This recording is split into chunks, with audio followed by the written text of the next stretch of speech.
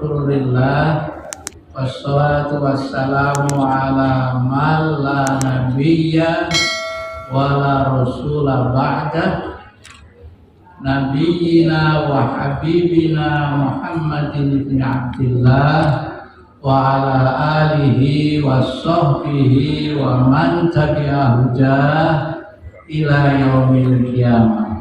Amma ba'du. Bapak-bapak dan ibu-ibu, saudara-saudara sekalian, rekan saya yang sangat saya cintai, yang telah lama berpisah karena beliau di Jakarta, saya di sini, Pak Dirman. Biasa saya manggil begitu. Itu teman kuliah, teman kemana-mana dulu bersama-sama Pak Insan dengan Benjamin, juga Pak Yamin teman di kereta, juga junior saya beliau di UIN, karena saya di UIN itu 70-an, beliau 80-an, 79 saya sudah di Mahkamah Islam Tinggi.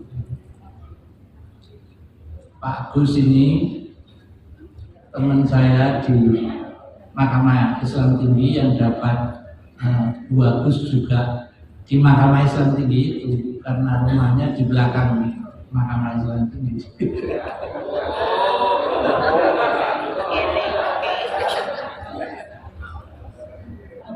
Juga Bu Rohana, Pak Asyik dan lain-lainnya. Pak Dirman yang kadang-kadang ditinggal di hotel sama Pak Dirman. Kalau istri saya tidak pernah itu hebatnya istri saya. Kalau yang sering nemenin saya makan siang, Bufat, senior saya.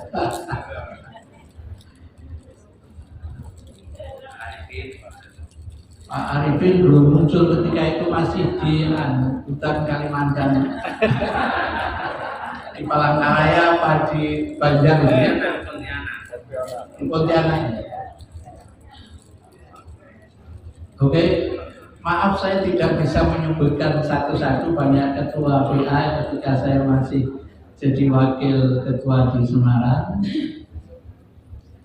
Ada namanya pun lupa, maaf.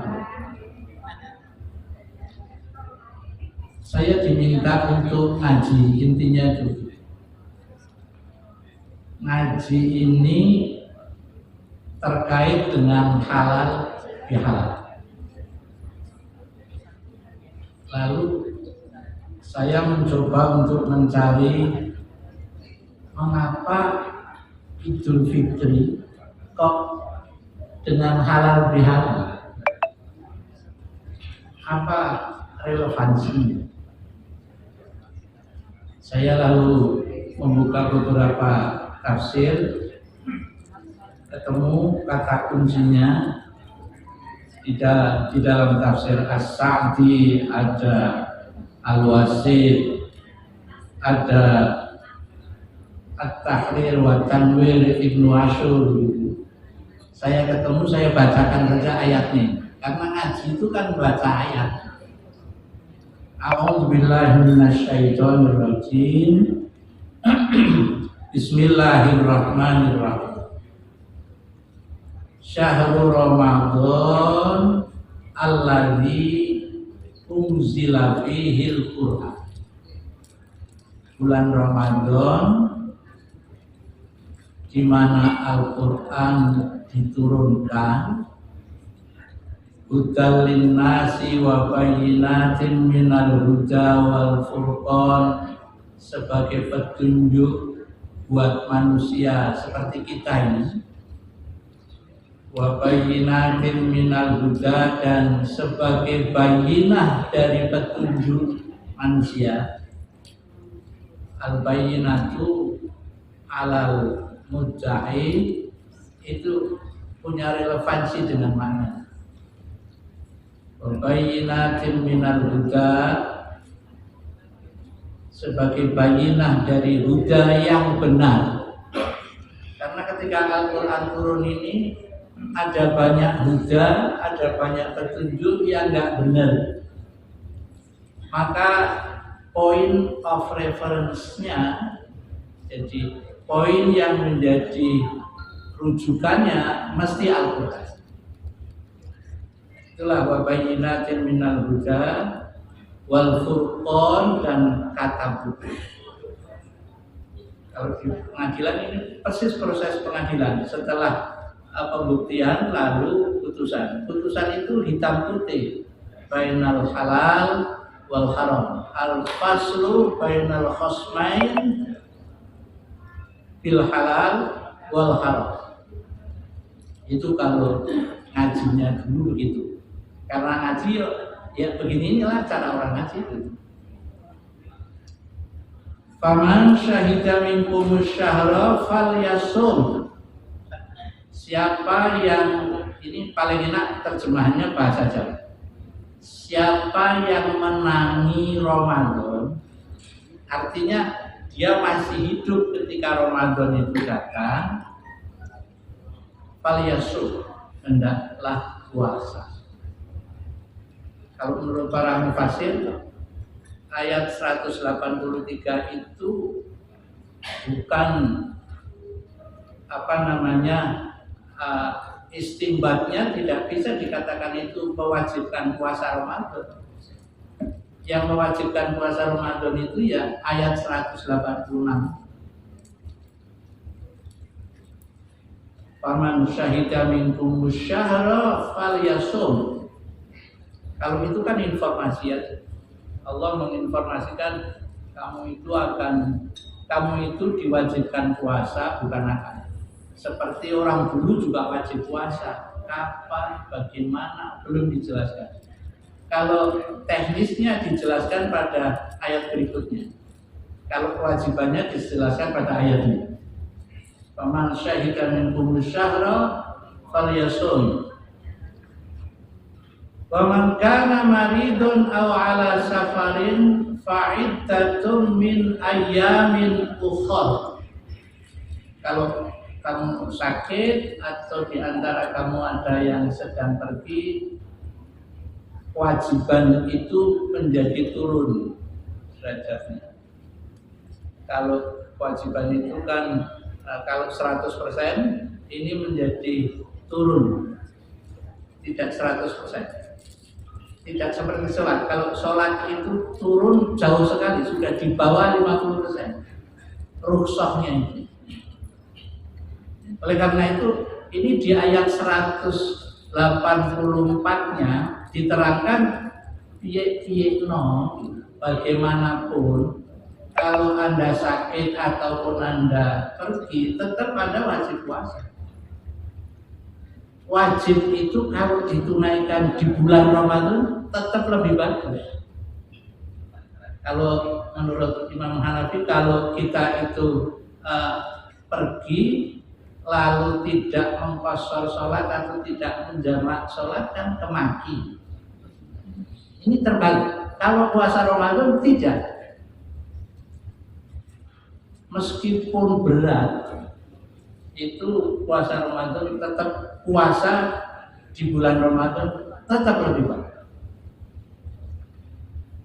Makanya dulu ketika saya pergi dengan Pak Insah dengan Pak Tirman itu selalu puasa, lebih sering puasa daripada tidak. Yuridullahu bikumul yusra wa la yuridu bikumul usra. Ini sudah standarnya Rasul. Allah menghendaki kita supaya mudah beragama itu enggak berat. Walitukmilul iddata, mulai ini. Tapi meskipun begitu, puasa Ramadan itu harus disempurnakan bilangan harinya. Walitukmilul iddata. Ini supaya karena ada rukhsah lalu puasanya boleh kurang dari 30, nggak bisa. Harus 30 kalau usia Ramadannya 30. Kalau 29 ya harus 29. Nggak boleh 20 atau 15 hari. Ya karena sakitnya 15 harus genap. Meskipun di bulan yang lain genapnya. Walitukmilul iddata walitukabbirullaha, dan kalau sudah genap lalu takbir juga. Takbir itu karena kita ru'yatul hilal fi Syawal, dalam bulan Syawal. Makanya takbirnya itu dimulai setelah dekat dengan terbitnya hilal. Dekatnya itu kapan? Ya kalau menteri sudah rapat. Menjelang rapat, kalau ini kira-kira takmil, itu ya sudah. Ini seperti ini kan 30 kan mesti. Karena sudah jelas 30 asal takbir enggak masalah sebenarnya. Kemudian tambah satu lagi. Walitukabbirullah ala ma hadakum, dan bertakbirlah atas petunjuk Allah kepada kalian, ya Al-Qur'an ini hudal linnasi.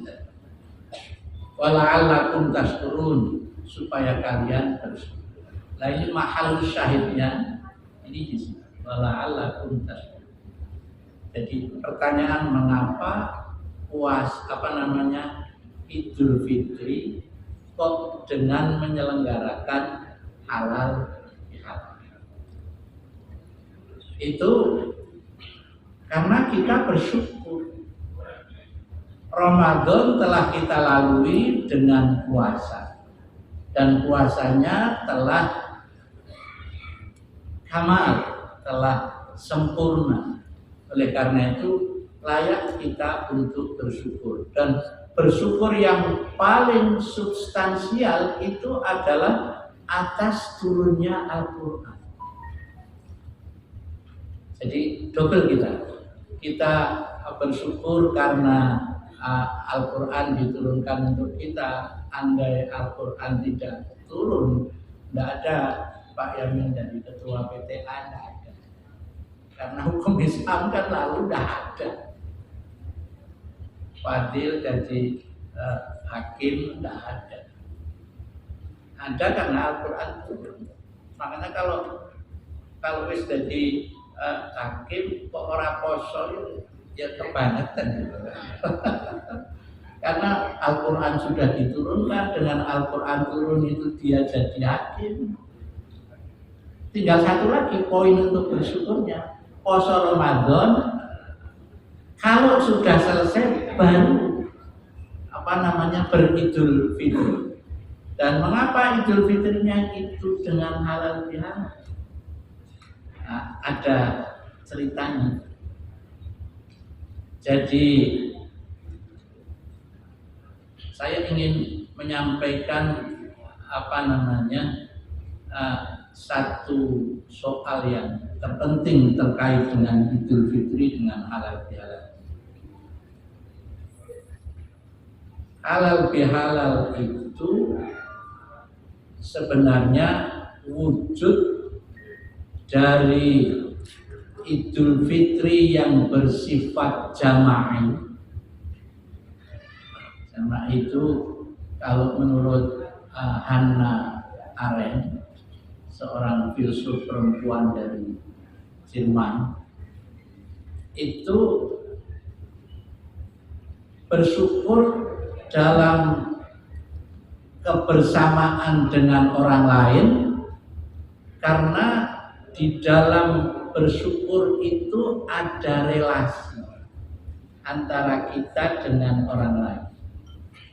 Kalau alhamdulillah itu asana, seperti yang tadi Pak Asim di dalam khotbah sambutan panitianya itu kan individual. Nah, bersyukur yang ada kaitannya dengan orang lain, yang punya relasi dengan orang lain, itu halal bihalal. Makanya kita akan ngaji apa sih sebenarnya substansinya halal bihalal itu kok dulu di-create oleh bangsa ini menjadi cara bersyukur atau cara beridul fitri pasca Ramadan. Itu begini ceritanya begini. Saya ulangi dari perbuatan kita itu menurut Hannah Arendt paling tidak ada 3. Satu namanya labor. Labor itu misalnya kalau kita lapar, itu kita terdorong untuk berbuat namanya makan. Kalau kita laki-laki itu yang sudah punya istri, ya pengen ketemu istri. Meskipun ada relasi, tapi sebenarnya itu lebih didorong oleh satu ghariza yang wujudnya adalah kebutuhan pribadi, kebutuhan. That is labor. The second one is the work.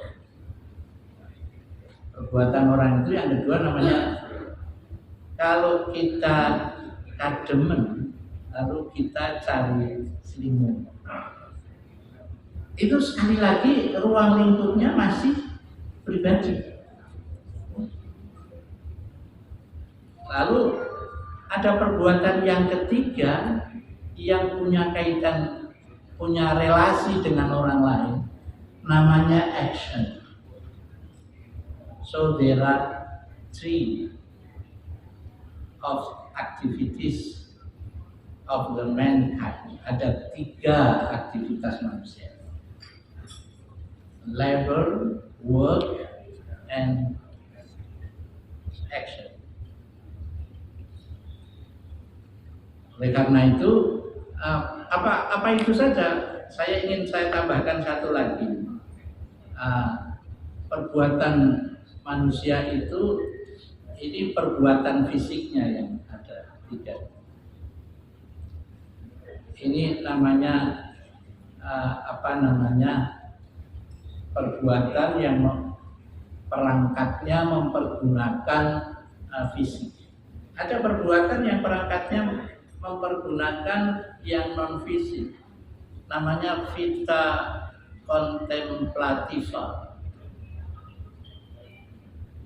Itu berpikir. Nah, action itu memerlukan berpikir karena ada kaitannya dengan orang lain. Jadi biasanya diterjemahkan menjadi tindakan. Tindakan kita yang terkait dengan orang lain itu disebut dengan action. Karena berkaitan dengan orang lain, maka kita mesti menyesuaikan supaya orang lain bisa punya kebersamaan dengan kita. Itu kita menata diri. Ini konsekuensi dari relasi perbuatan yang sudah terkait dengan orang lain. Makanya kalau tadi ketika saya mau ke sini itu saya pikir-pikir, saya berpikir saya pakai biji apa enggak ya? Oh, orang PA itu kiai semua, nah, saya pakai biji aja. Nah, istri bilang, ya pakai apalagi disuruh nyanyi. Oh, nyanyi. lupa. Disuruh ngaji gitu. Nanti kok kalau nggak pakai itu ya sudah. Nah, ini antara lain vita contemplativanya, berpikir. Jadi kalau yang 1 dan 2, labor and work, there is no thinking. Nggak ada berpikir. Ya lapar makan gitu aja. Yang ada apa dimakan. Kalau dingin nggak usah dipikir. Oh, itu sebelahnya ada selimut. Apakah selimutnya itu masih hidup atau selimutnya yang lembaran, itu nggak usah diceritakan lah itu ya. nggak usah dipikir. Tapi kalau sudah action mesti mikir. Makanya orang yang mau ketemu dengan orang lain paling tidak mikir, apalagi mau ngelamar anak orang itu. Oh, ini nanti pakai sepatu apa pakai sandal itu dipertimbangkan. Makanya Hannah Arendt merumuskan yang disebut dengan berpikir itu paling sederhana adalah the dialogue, adalah dialog between me and myself, antara aku dan diriku. Ketika akan akan ada relasi dengan orang lain itu, aku harus bagaimana? Mbak Ana itu ketika Pak Ana itu mau pulang itu dia mikir-mikir, saya harus pakai baju apa ya, pakai mandi dulu apa enggak? Itu orang bagus, orang baik-baik itu pada umumnya seperti itu. Jangan terus malu. Memang yang baik yang begitu. Kalau suaminya pulang kok masih sama aja ngulek lombok, ya wis ngulek lombok ae. Assalamualaikum. Waalaikumsalam. Bukan orang baik-baik. Nah, oke, satu poin. Belum terjawab. Astagfirullahaladzim. Dulu ya. Saya percepat. Mengapa bersyukur kok lalu dipilihnya dengan halal bihalal? Banyak halal bihalal diselenggarakan, tapi modelnya banyak macam-macam, substansinya hanya dua. Satu, silaturahim. Kedua, saling memaafkan. Sudah gimana saja dibela-belain dari Jakarta Pak Yamin naik kereta Kademen itu ya beda-beda supaya silaturahimnya dengan keluarga, dengan mertua itu terjaga. Saya juga begitu, yang di mana saja pulang. Oleh karena itu, kemudian yang kedua, saling memaafkan. Saling memaafkan ini juga bagus. Kalau silaturahim itu membangun kebersamaan, ini termasuk penyelenggaraan alumni yang halal bihalal seperti ini kan, kita ingin menyambung lagi. Dulu saya dengan Bu Pujiani cari meja, misalnya beli meja kemana, itu kan jadi ingat. Dengan ingat kan jadi nyambung. Oleh karena itu penting silaturahmi itu kaitannya dengan kebersamaan. Kedua, saling memaafkan. Nah, lagi kalau saling memaafkan ini kita kembali ke konsep action, yang artinya tindakan. Saling memaafkan itu sesungguhnya merupakan solusi dari kelemahan manusia. Makanya orang yang tidak pernah memaafkan orang lain itu dia nggak pernah menyadari bahwa dirinya itu lemah. Makanya maaf itu yang paling baik itu sebelum diminta, disediakan. Kalau sudah diminta baru dikasih, itu grade-nya sudah turun, tidak terlampau bagus. Nah, begini, action sebagai tindakan manusia itu memang terbentuk oleh potensi-potensi yang tersedia di dalam diri kita masing-masing. Nah, kita bisa action, bisa baik kepada sesama itu selain karena petunjuk Allah Subhanahu wa taala, karena ada potensi-potensi terbaik yang ada dan dikaruniakan oleh Allah kepada kita. Tapi action itu punya kelemahan terkait dengan waktu. Ini waktu yang sesungguhnya punya kita itu ya hari ini, ya sekarang ini. Yang lalu itu irreversible, sudah punya kita, makanya nggak bisa diulangi lagi. Yang akan datang kepunyaan Allah. Oleh karena itu kalau kita terhadap action yang terkait dengan waktu yang akan datang, Allah mengajarkan kepada kita, bilang insya Allah dong. Jangan besok ke tempat saya ya, bisa, apa susahnya? Sombong kali. Mestinya kita bilang, baik, insya Allah saya akan.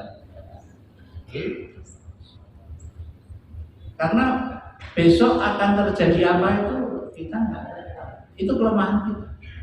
Jadi terkait dengan yang akan datang itu unpredictable, terkait dengan waktu yang telah lalu itu irreversible, nggak bisa diubah.